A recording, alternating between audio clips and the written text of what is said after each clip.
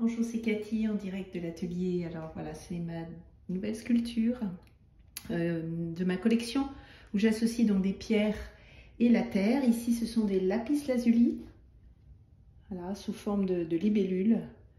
Donc j'ai incrusté les pierres qui seront évidemment enlevées avant cuisson, avant qu'on me pose la question, hein. Elles seront recollées après cuisson. Là, je les ai mis juste pour voir l'effet que ça allait donner. Donc c'est une terre noire, je ne me rappelle plus le nom de l'argile.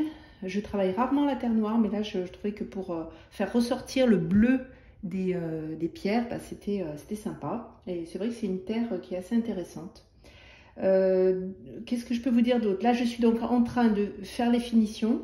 Alors ce que je fais pour éviter d'avoir trop de ponçage, comme moi j'aime les pièces qui sont très lisses, eh bien je prends un petit pinceau voilà, que je trempe dans l'eau.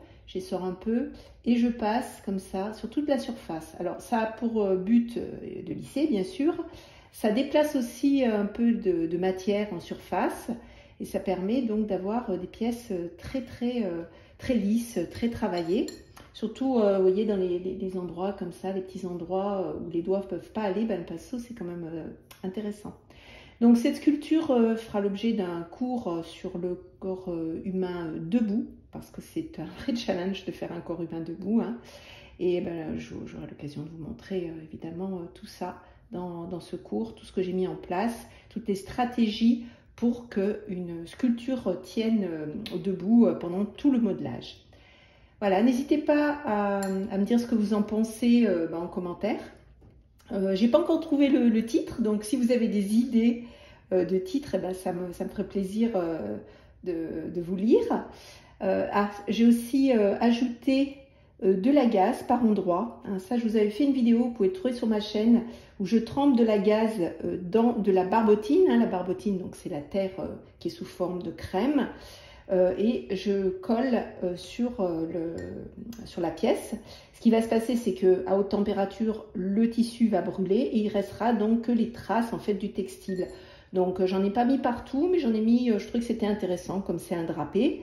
Voilà, le rendu est pas mal, surtout pour les finitions, parce que comme moi je fais des patines à la cire, eh bien j'aime beaucoup qu'il y ait un petit peu de relief comme ça, parce que je joue avec les pigments, même si là je pense que la terre restera, le noir va rester apparent, mais ça ne m'empêchera pas quand même de la patiner peut-être en transparent. Je mettrai certainement des petites touches de doré pour donner un côté un peu précieux, parce que ça j'aime beaucoup. Enfin, je vous montrerai de toute façon la pièce une fois terminée.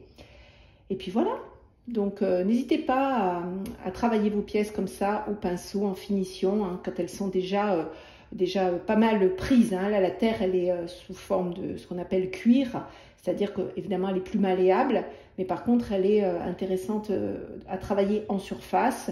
Et puis aussi, on peut faire quelques petites retouches. Voilà, voilà, à bientôt pour de nouvelles aventures, les mains dans la terre.